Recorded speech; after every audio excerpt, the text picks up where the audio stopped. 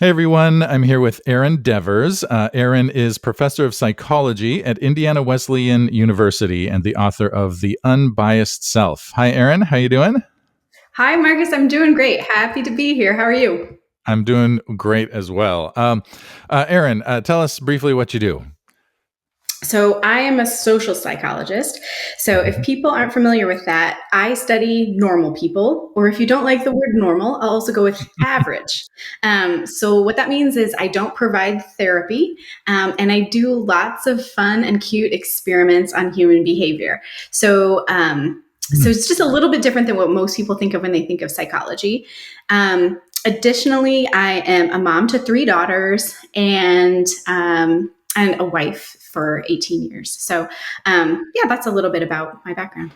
Well, that's interesting. Okay. Well, and I feel like we need to say we had a great little conversation before hitting record about San Diego, which is where I live, and you were there you lived there 15 years ago, you said, and you've been to near where my church is, and that's fantastic. And anyway, okay, so I just felt like we need to say that.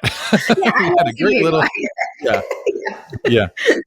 I will admit, speaking of bias, I'm biased Yeah. towards the location of my church because I do have a great view driving home, not necessarily directly from the church, but every time I drive home, I get an ocean view, and it's beautiful. So Yes. there's my bias towards Yes. that particular church. So Yeah. okay, so we're going to talk about bias today. But I'm just curious because you said you do cute little experiments. Like, what the heck does that mean? Oh, so many. Um, Last year, we did some cute experiments where we manipulated compliment giving. So people had to approach people at a coffee shop and give a compliment. And in one condition, they were supposed to give a real compliment, it was genuine, to the third person they encountered. And in one condition, different people had to they needed to say, I like your shirt. And then we measured how people felt, how they thought they were going to feel, how they did feel, and how the person receiving the compliment felt.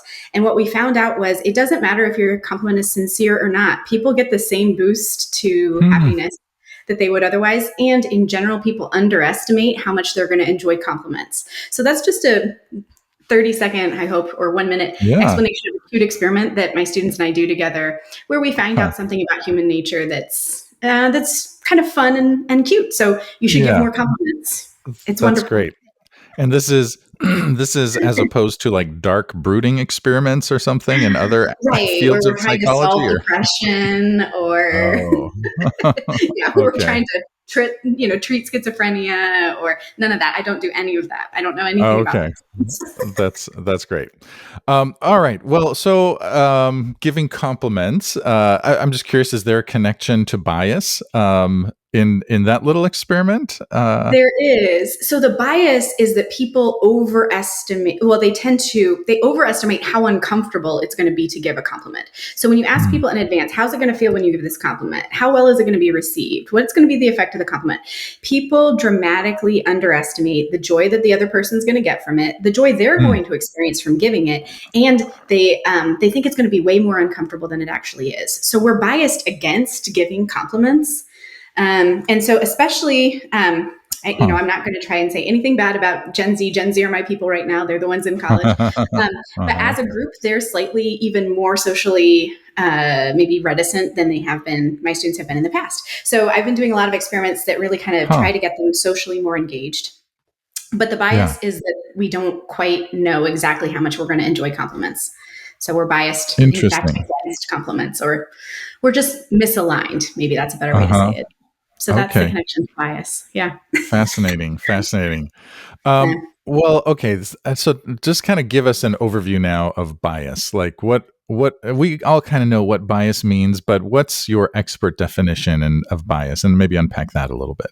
Yeah. So, as you can tell from that explanation of where bias shows up in compliments, bias is such a large category. So, my Mm. definition, and a definition I would say is largely agreed upon, is that bias is anything that prevents us from seeing things accurately. So, that really just encompasses a lot. Most people, when you say bias, they probably think about categories like race or gender Mhm. Mhm. as a biasing force, or your Yeah. background, like being from San Diego, as a biasing force. Mhm. But really, It's so much bigger than that. It includes Mm. anything that prevents us from seeing the world accurately. And because none of us see the world accurately, all of us are biased. So the title of the book is a little bit optimistic, right? The Yeah. unbiased self, overcoming cognitive bias. Mm. And I will tell you this bias is not something that people think of as generally a happy topic, but I will tell you that this book I would call it a hopeful journey. So the first Okay. part of the book sets up bias, in the same way Hmm. in fiction, you would talk about what's the problem or what's the Hmm. conflict. So Yeah. defining bias and talking about bias is a problem. And so that's where we start the book is kind of laying it out. So Hmm. there are a lot of different biases. So each of them have some uniquenesses, but they all kind of come from the same place. But it's just a misalignment. We're not seeing the world accurately. So it's anything that gets in the way of that. Okay. So we all have that. And it's much easier to see. Okay, so I think it's hard to see it in myself. It's easy to see it in somebody else. And I Yes. find myself frequently wanting to say, don't you think that's a little bit of a biased perspective? Right. Uh, and the challenge is, the challenge is not to see bias in other people. The challenge is to see bias in ourselves. You talk about the biased blind spot. Talk about that a little bit. Yeah, so this is just such I'm going to call it adorable research because I think it's so profound, but also I just love so how you call your yeah. research cute and Oh, adorable. And it's so. I mean, okay, you can tell. I love psychological research. So good, this in particular, yeah, if you study it, you should love it. good, yeah. This in particular, what they do in the research is they present a bias to somebody. So, for example, confirmation bias is when you seek out and remember and interpret information in a way that confirms what you already believe. So, we seek out news sources that confirm what we think. We seek out friendships with people who agree with us. And so, they asked college students, to what extent do you do this? And so Mm, people got to answer that question. And then they asked them, to what extent do you believe Americans do this? And so, mm, not surprisingly, we think that Americans as a group do it considerably and or strongly. That's the number kind okay, of attached to it. But we only do it moderately. So we look at other people and we're like, you've got a big problem with bias, but me, I yeah, don't just even a tiny bit. And so when yeah, you think about what the word blind spot means, like when you think about driving, like cars have figured out how to help you with the blind spot. Like they have, uh huh, yeah, mirrors to fix that. The optic nerve has a blind spot and creates a blind spot in our eyes, but our mind figures out how to correct for that. hmm, But, Jesus even talks about when you've got that big plank in your own eye, you've got yeah, to figure out yeah, how to remove it to see the yeah, speck in someone else's eye. And I love that Jesus knew about the bias blind spot, which is not surprising that Jesus would know about it scientifically because of yeah, our discovery of it. But that idea that we think that speck, we see that speck so clearly for somebody else, but we can't quite mm, recognize the big log in our own eye. And so I yeah, feel like part of the reason I wrote the book is we're up against a challenge because most people don't see bias in themselves; they see it in other people. yeah. So on the one hand, adorable, but also depressing. Yeah, so yeah, yeah, yeah. um, And oh, go ahead, go ahead. no, that's all. Yeah. Oh, okay, good, good. Well, okay, and so then you also talk about self-esteem as part of what creates bias. So there's a role of in bias of self-esteem. Talk about that too. Yeah. So I explain that bias comes from two sources. One is wanting to be Hmm. right. And when I say right, I mean getting to an answer that you feel good about really quickly. And so this is kind of the result of I tell people to imagine that your mind is like a beautiful room organized by the Container Store. And so Mm, it's files just so beautifully arranged. So if when you ask me a question, then I can go into my room and find that beautiful file and open it and then really quickly give you what I think of as this is the right answer. And on a topic that I know a lot about, that's probably going to work really well. But on many hmm, topics, I may not even realize how little I know about what that is. And mm, so for example, if you were to ask me a question about immigration and I just go to my file folder, I open it, I give you my answer.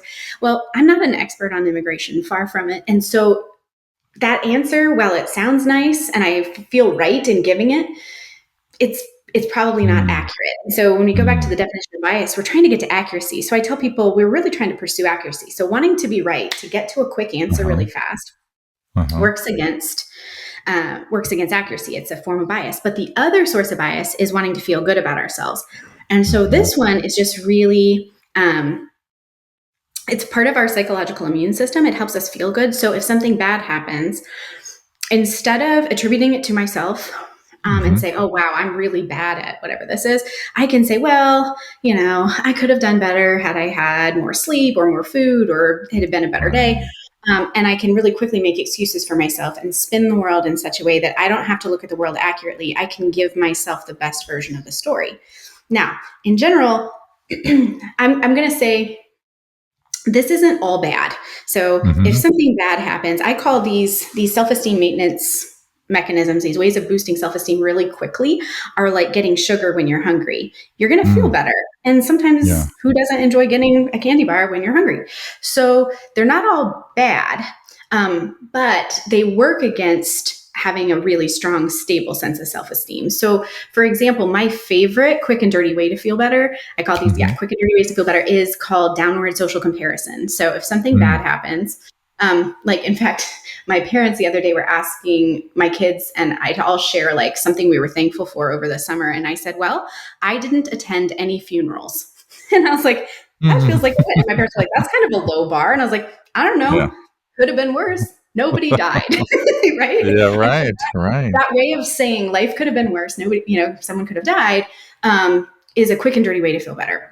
Hmm. But that's not going to lead to long-term stability of self-esteem if you're constantly, because sometimes someone will have died and that strategy is not going Mhm. to work.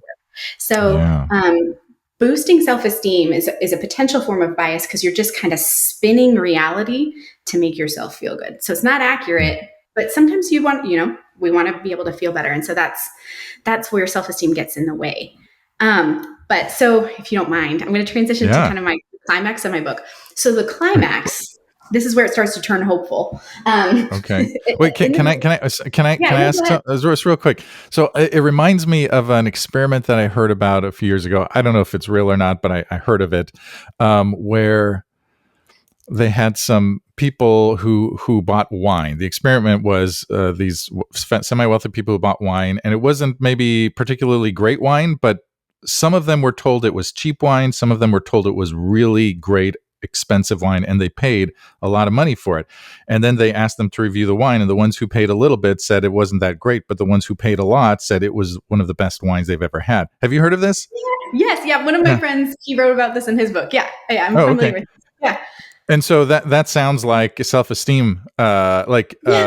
Just kind of connect the dots there, if real quick, if you don't mind. Like Yeah, to well, you want to bias. Yeah, justify your behavior. So anytime you work really hard for something or pay a lot of money for something, you really want to be able to say that it's good. yeah, So sometimes pricing an object higher rather than lower leads to greater satisfaction for people because they then need to justify that expense. So yeah, so it's just really, the mind is so fascinating that we can do yeah. this, that we all spin reality in ways that benefit us.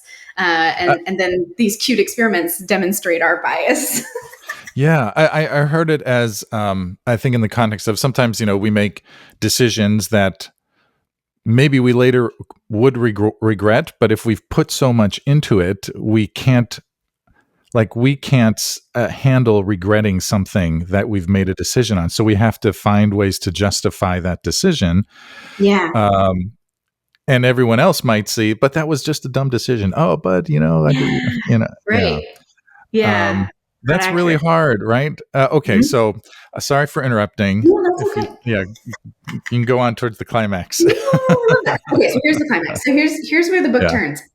Uh So huh. I introduced a lot of bias. Where does it come from? Tell a lot of stories about it, and then the climax really comes when we think about.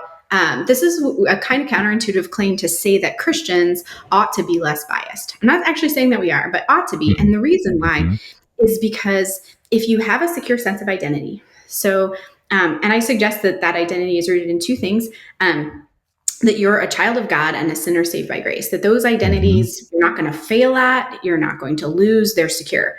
And Yeah. because those secure identities exist, you don't have to be right. So you can be Mm-hmm. wrong, you can fail, you can admit that you don't know the answer to the question.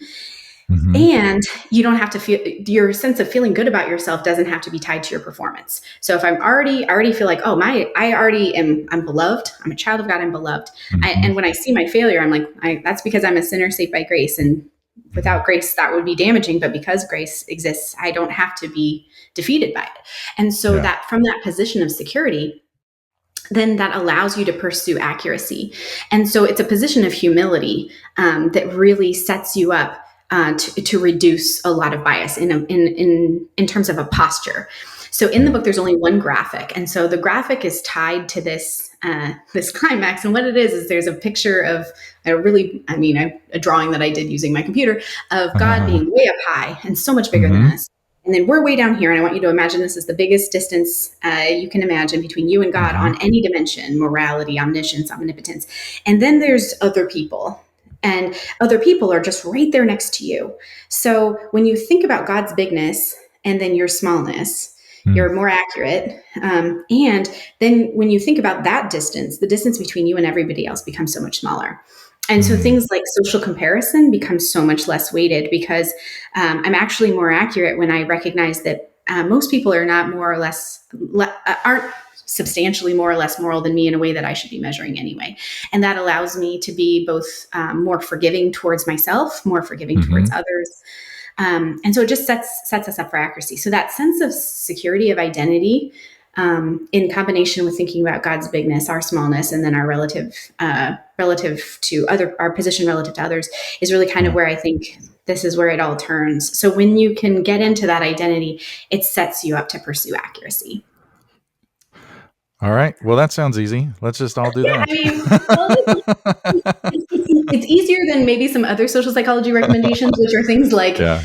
you need to really train your thinking to not Mm. think about something, which is incredibly hard. And I think that's when Mhm. most people, when you talk about bias and prejudice, they think, man, if I could just have one really good conversation about race, we would eliminate racism. And then they have that Oh, really, yeah. really good conversation and it doesn't eliminate racism. Yeah.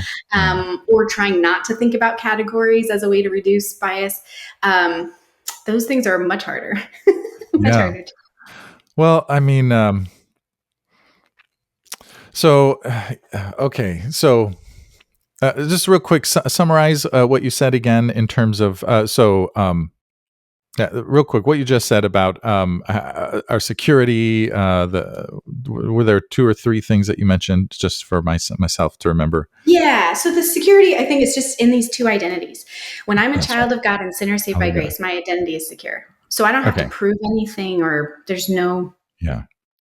the need Oh, to feel right and feel good about ourselves is reduced. that's right. Okay. Okay.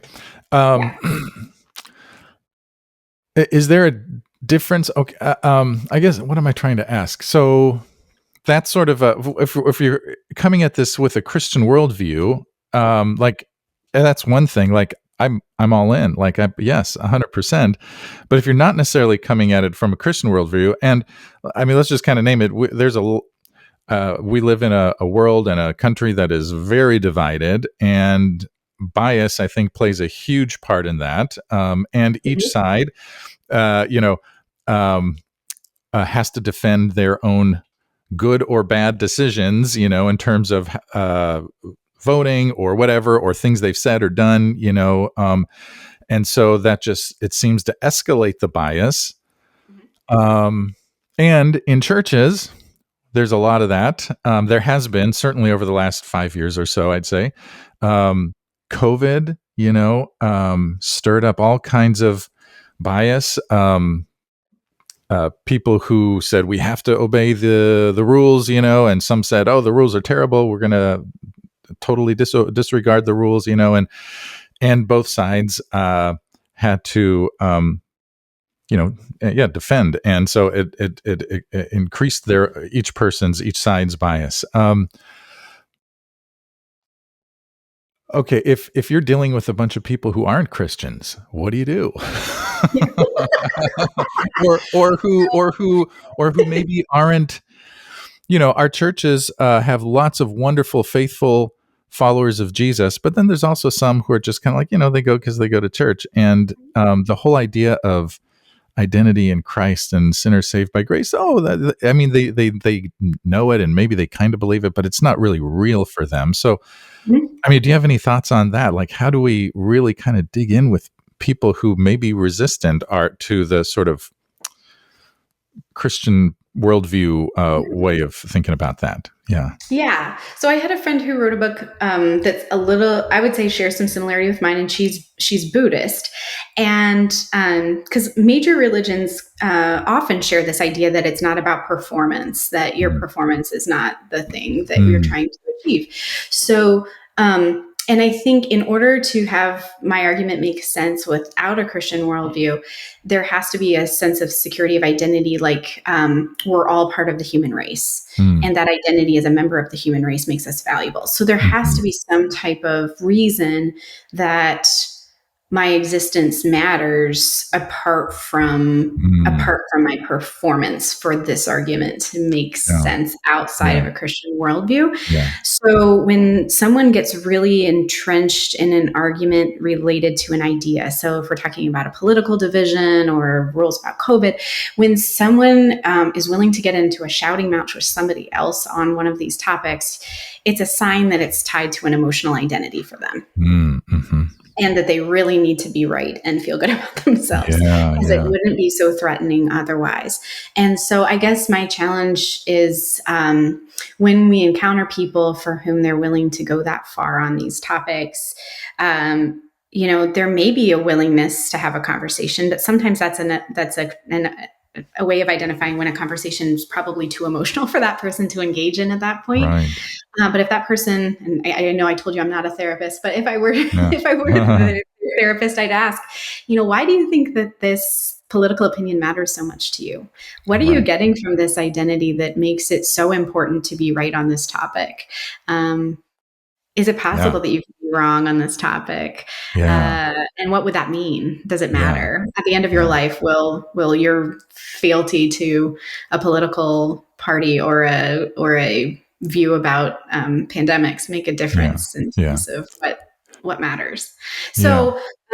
So I think when you can get people, and one of the strategies for reducing bias is to go bigger, to widen your perspective. And I talk about how when people Mm. go to space, they become less biased, and when we Yeah. experience awe, Mm. we become less biased. So when you can widen their perspective, and so when people have to think about their own life and death, when you make it bigger, even people who don't have a religious identity start to see, hey, maybe this doesn't matter so much. Yeah. Maybe my relationship with my grown child who disagrees with me politically is more important to me than that political opinion is. Right.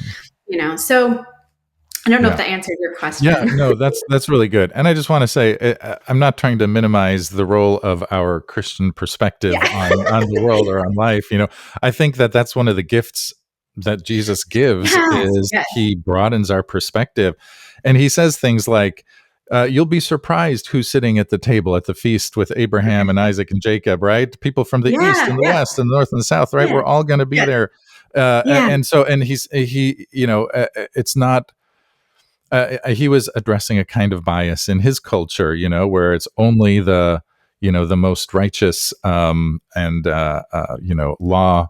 obeying kind of people who will be sitting at the table at the feast in the kingdom or whatever. And right, so that's one of the gifts that Jesus gives, I think. And I love what you said about getting to a place in our understanding of ourselves where we don't have to prove ourselves, right? Because I'm a child of God, loved by Mhm. God, and that's the most important thing about who I am.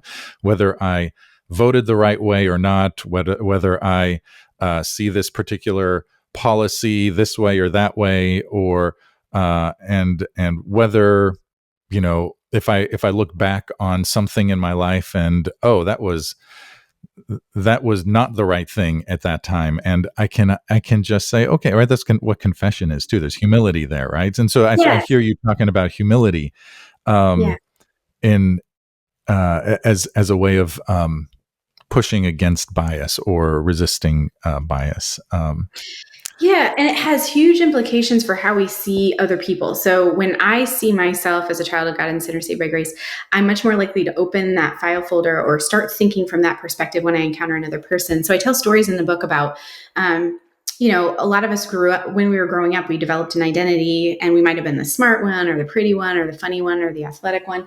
And that shaped how we view the world. And so I tell a story about my husband. He was a gymnast and did the rings. And so he's very into athletics, and I'm not. And so we were viewing a friend of ours from a long distance away, and he said, "Oh, I think I recognize that person." And I was like, "Oh, we're seeing them from the back." And he's like, "I recognize their lats." And I know where lats are now, but I didn't back then. And he's like, I was like, "Lats? Hey, what are lats? And how could you recognize a person like that?" And turns out he was right. It was that person, and it was shocking. And then I started thinking about kind of the categories we see people in. And that one's not a really dangerous story, because maybe it's fine if you frequently judge people's athleticism.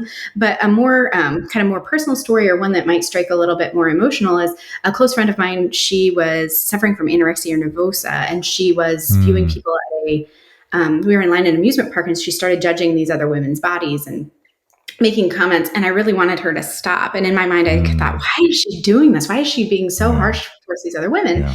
And then later I reflected, and I thought, that's part of her identity, to think about body image. And so that file folder is just open all the time. And so that's how she's going to approach other people. And so how you think about yourself, the categories, the ways that you think about the world, they're not just going to impact how you think about you, which it's going to impact how you're judging everyone else. And for me, one of the challenging ones is, as a teacher, I don't want to be constantly judging other people's intelligence, or oh, that's an A student, a B student, a C student. That doesn't matter. At the end of our life, it won't matter. And so I want to be able to open frequently the file folder that says "Child of God, Sinner Saved by Grace," so that I can treat people the way that I want them to be treated. So I don't want to think too much about my own intelligence, or think about myself that way, in a way that's so much that then it impedes my ability to see other people well. So it's really important how we're categorizing, and how frequently we're thinking about ourselves in particular dimensions. Yeah. So, and I think that's one of the things that became really hard. Your mention of kind of COVID and politics, that those became ways of just even immediately upon seeing someone's face, whether they were wearing a mask, and then using that to say, are they like me or not like me? Right. And that kind of categorization, I think, is, wow, incredibly dangerous, and something that I wouldn't want to. I'm glad we're not doing as much. Yeah. Yeah. That touches on, you talk about fast thinking and slow thinking. Can you explain that real quick? Yeah. So fast thinking is most of what we do most of the time. But what most people think thinking is slow thinking. So slow thinking is deliberate. It's anything that I can that comes out of my mouth, anything I write down. Those are my slow thoughts. If I make a pro-con list, that's going to be slow thinking. Nearly most of what people think of as thinking is slow. Fast thinking is everything else. And so fast thinking has a lot to do with, you may not have been aware that you made a quick decision about similar, dissimilar when you saw someone's mask, but your body and your brain did that really quickly. Or the way that you can kind of know when someone might want a hug. And you can tell that not from something they said, just something about the way that your body perceived their body.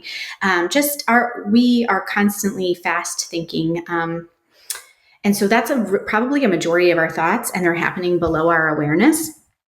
So, and bias can happen in both fast and slow thinking. So in the book, I have an entire chapter just about ways to reduce bias in your fast thinking, and then a different one, and another chapter on how to reduce bias in your slow thinking, because they're really kind of different pathways towards thinking, but both are important. Yeah. Yeah. And so, so fast thinking is the quick judgment. Slow thinking is taking a moment. And this is maybe where sort of I don't know, contemplative spirituality or something might even play in, because it gives you time to think and reflect and talk to God about maybe your own, as you begin to identify. I mean, is that where you can begin to identify, not just in contemplative spirituality, but in slow thinking? That's where you can identify your own biases, I imagine. Yeah. Well, and I think slow thinking can also be a way to correct your fast thinking. So if I'm taking a moment and I'm like, what are my important values? Am I living in ways that are consistent with them? So in the book, I talk about willpower is a really limited resource. So, one of the reasons that people's New Year's resolutions are so hard to keep is they're like, I'm just going to, grit it, Mhm. use grit Mhm. and power through it. And we're not really great at that. What we're much better at is habit. And so instead of trying to set a really difficult resolution, it makes a whole lot more sense to say, okay, who I want to become. Let's imagine I want to become somebody who, exercises, which is what most people's resolutions tend to be about. What I might do instead is how can I make sure that that habit is easier for me to do? And Mm. so there's a habit psychologist who she sleeps in her running clothes. And so when she gets out of bed in the morning, if she doesn't go running, she's going to have to take off those running clothes. Oh, Uh, yeah. Without having run, and that's going to feel really uncomfortable to Yeah. do. And so it's just much easier if you can reduce all the friction of doing something. And one of the things when I was, I wanted to, when I wrote this book, is I Mhm. wanted it to be fun. And so one of the ways to make it fun for me was I just had a ritual of everything that I did every day. And right after I went for a walk and listened to podcasts, I would sit down at Mhm. my computer and I had a word count I was going to hit. And then I knew a little bit about what I was going to write. And then when I was done with it, I had more, could do things later on in the day. But that ability to say, oh, it's not really willpower, it's just habit. Like my body knew the next thing I do Mhm. after I get home Mhm. and shower after going for a walk Mhm. is sit at my computer and write for a while. So your body and your starts to remember, what do I do next? What do I do? What do I do Yeah. next? And so it takes just kind of good, slow thinking Yeah. to say, what do I want my habits to be? And then Mhm. kind of create a pattern of, here's what I do next, next, next, next, next, Yeah. Yeah. in the day. So It's, that's one way to put it together. yeah, yeah, so it's and in some ways it's a spiritual formation matter. It Mhm. really is, I think. Yeah. Dallas Willard talks about, I think he used the language of off the spot training, like we train ourselves when we're not in, a conversation beforehand, just in terms of growing as a person of love and faith and compassion and seeing ourselves perhaps more accurately than if we didn't take time to reflect and pray and read the scriptures, right? And then when we're in those conversations, hopefully that influence, we bring that into that and are able to think more slowly in those. So an example. Um, I'm a pastor. This is a podcast for pastors. We're part of the Church Leadership Institute. We talk a lot about change leadership, adaptive leadership. Um, and here's a quick little story where fast thinking got in the way. I was, this is maybe 4 months ago, and new person in our church, and she came up to me after the service and very outgoing, enthusiastic, and that's too strong a word, but just very outgoing, and had questions for me. And she said, I have a question. Is this a spirit-filled church? And I said, and so all of a sudden my defenses shot up, and and Stereotype I about said, Presbyterians. Yeah. yeah, right, right. We're a Presbyterian church. And I said, well, so in a split second, I'm having thoughts like, oh, I see where you're coming from. Oh, you're that kind of a person. Oh, you're going to try to attack me with the Holy Spirit. All these thoughts that are just bam in one Yeah. moment.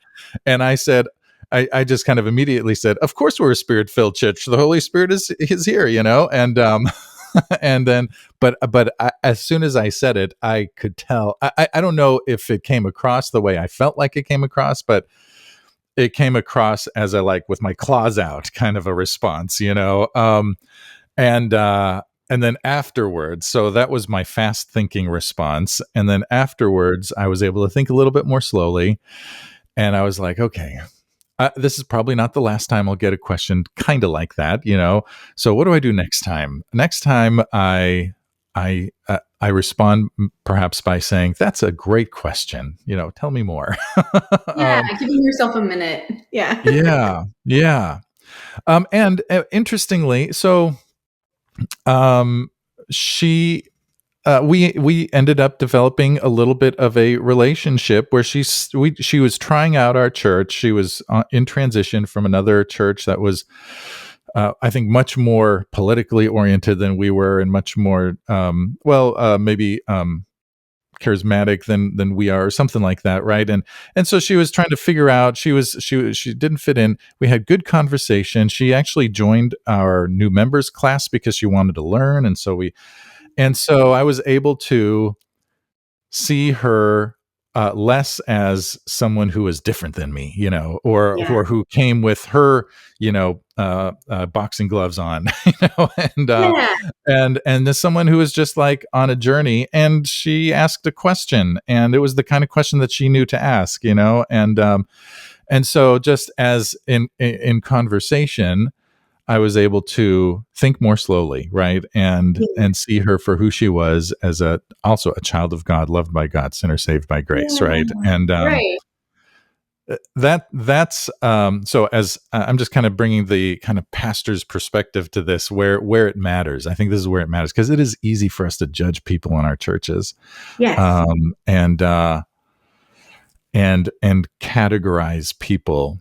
Oh, you're going to be friendly, you're going to be antagonistic, you're going to be resistant, um, you're going to make my life great, you're going to make my life hard, and then we engage in these ways that are not pastorally, I think, how we're called to engage necessarily. We're called to love everybody and to bring everyone along on this journey of walking with Jesus and being the church, right? And Yeah. so I kind of put a lot out there just now. Any thoughts on any of that? Yeah. Yeah. Yeah. I love that. Because I think, we're trying to conserve time, and you can imagine pastors are busy and they Mm, have, lots of people that they're trying to minister to. And so it becomes easier to put them in a category than it is to take time to know them deeply. And yeah. so trying to figure out how to start with a point of similarity rather than difference. Mm, I think is incredibly important. One of the, and this is just a little bit more of an ancillary connection here, but one of the things that we've been doing the past 2 years with students in terms of thinking fast and slow has been trying to help people replace social media with prayer. And mm, so using social media, or just even getting your phone and doing the swiping motion with your hand, has now become most people's automatic setting mm, for any yeah. time there's a break in Yeah. activity. And Right. so we thought, what if the automatic default setting would be prayer? And so we were up Mm, against a barrier because prayer is a much more controlled for most people. We haven't moved it to automatic.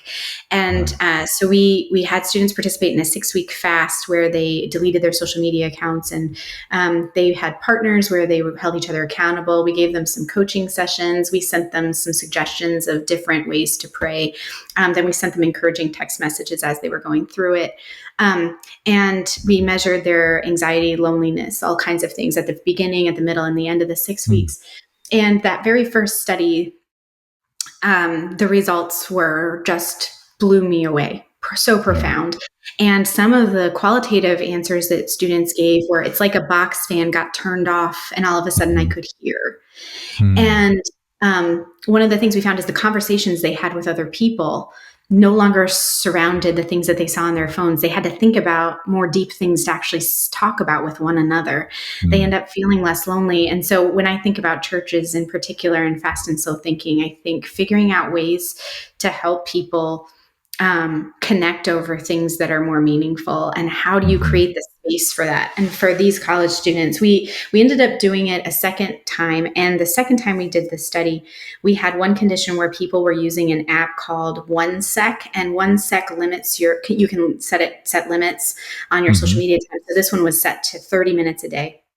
mm, And I had originally predicted that they wouldn't show the same effects on anxiety, depression, all of those same things that the people who fully fasted did. But what we found was it was identical. They got the huh, same benefits. And so I love to be able to share this, especially when I think for pastors, or especially youth pastors, or mm, anybody who's suffering with people with social media addiction, mm, because one of the things that we found is that even just setting some reasonable limits yeah, opened up room for these other conversations. And I think sometimes we've decided as a culture maybe to fill time that we would have otherwise spent some time slow thinking with yeah, constant exposure to other people's ideas. And so figuring out how to create those spaces and conversations with others in yeah, create those spaces for prayer. Mm. I think that's one of the things that pastors, and for me as a culture professor, are the things that we're constantly trying to do. So last year Yeah. I went phone free in my classroom, and laptop phone and laptop free in my classroom for the Mm. first time, and I can't imagine ever going back now, because it Wow. just makes it so much easier for deeper connection to happen. Yeah. I know that was a little bit off my book No, topic, that's great. That's great. That's great. I think that's really important. Um, um, okay, one more question. And this is because Church Leadership Institute here, we focus on adaptive leadership, and one of the aspects of leading change in a congregation is helping to lead learning, because when you're when the world is changing around you, and you as a church are having to adapt in some way, there are things that you don't know yet. And so uh, pastors are often expected to be experts in not only theology and ministry, but also on what are we supposed to do now, if when the world has changed so much. Um, but we're not experts, right? Not on that anyway, and not really so much on anything else. Well, not anything else, but a lot of the things that people think we are yeah. experts on. So, um, and I think so. In regard to bias, we look at people in our congregation. We're like, okay, we need to make a change. These are the people who will go along with change. These are the people who won't. These are the people who are neutral. And but we need to help all of them sort of learn. And the reality is, even those who are compliant, so to speak, still need to learn, and they may have ideas of what we should or shouldn't do. Anyway, in terms of when you think about people in a congregation, and you think about bias, like our own bias about them, which we are constantly wrestling with, but also perhaps their own bias in terms of, my bias that, oh well, the older people are not going to be willing to change, right, and the younger people are. So that's one bias, but then also the congregation's bias perhaps towards doing what's comfortable, or doing the least hard thing in terms of change. Any thoughts there in terms of how we can help our congregations move through that kind of a process? Yeah, so you're right. People have a bias towards doing the least hard thing, and that's a hard bias to work through for everyone. Yeah. So I think it's reasonable to just start from the acknowledgement that bias exists. Mm. Um, and then the second thing I would say, acknowledge that it exists, but then also recognize that there is a source of stability. And so, kind of coming back to the idea that we have stability because God's with us. Because when you think Hmm. about any time you experience even, just a personal change or a change within your Hmm. family, the things that are comforting are to think about, okay, God is still with me, even though this is hard. And, change is inevitable. Everybody's going to experience change. And that God's vision of this is so much bigger than what I'm capable of seeing right now. So I think that's a thing Mm. that's shared across Yeah. across members of a church, Yeah. but also who we are collectively. Knowing that we're in it together collectively should Hmm.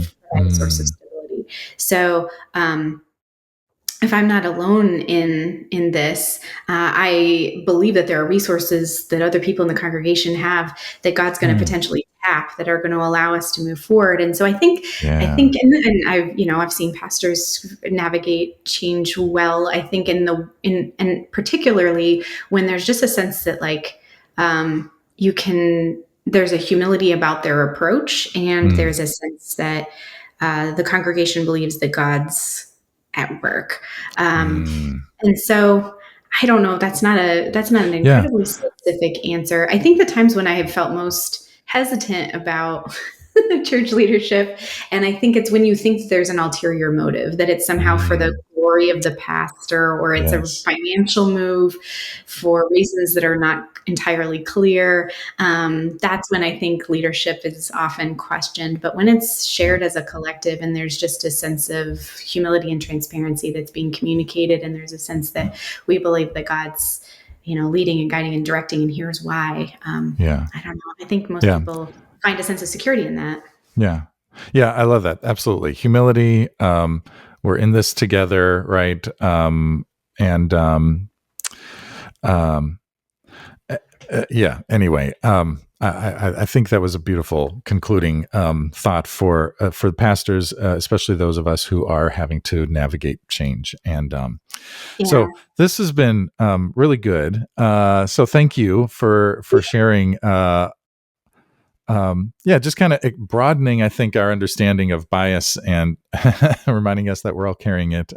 Like we're not Yeah, immune to but it. also, can I just one more thing? I would just Yeah, say, yeah, in a way that's hopeful. I think one yeah, of the biggest thing, what some of the research that says when you have an abundance mindset, you're going to be less yeah. biased. And I think that's probably the one thing I would add to what I said about churches. I Mm, think believing that God owns the cattle on a thousand hills, the idea that like we mm, are already living in abundance and that yeah, God is abundant, I think that gives me a sense of security when I think about where's the church going. Because I think not even just on an individual church level, but the church altogether, I think because God loves us, that we're the bride of yeah, Christ, like, and that yeah, there's just abundance. I think that should give us all a sense of hope. And I think just on an individual level, but on a collective level, we want to move towards accuracy because we're moving towards holiness and God's with us and there's joy in that. So yeah, if you're looking for a book that's not just trying to make you feel like you have so much, we have room to grow, but it's not a yeah, book that's trying to make you feel yeah. I didn't guilty or feel beat up by bad. it. Yeah, No, it's not meant to beat you up. It's yeah, meant to inspire us and yeah, support. yeah, So yeah, for people who are looking for something like that, I think that was really the place that I was trying to yeah. That's go with great. it. I Yeah. love it. And if people did want to find out more about you and the work that you're doing, where could they go? Yeah, so you can find me on Indiana Wesleyan's page, but or you can find the book on Amazon, or IVP Academic is where this is located. So it has this academic moniker attached to it because I am an academic, but the book was really Okay. written for everyone. So I tried to write Yeah. something that would be accessible. So hopefully Yeah. that isn't too intimidating to people. Yeah. It didn't feel like an academic book. Like it was No, very readable and I loved it. So yeah. yeah, Aaron, thank thank you you. so much for being here. Thanks for all the good work that you're doing. Really grateful. Oh, thank you. Thank you so much for this conversation. I appreciate it.